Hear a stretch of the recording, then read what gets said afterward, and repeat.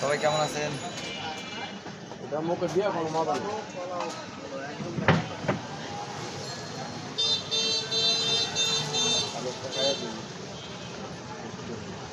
চুল কাটতে বানাইছি,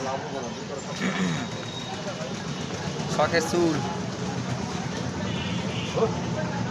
এখন কোনো চুল নাই, দেখেন অনেকেই আছে তো চুল বাইক কেমনে রাখছে, কত সময় লাগে, কীভাবে করা লাগে, যত্ন নেওয়া লাগে।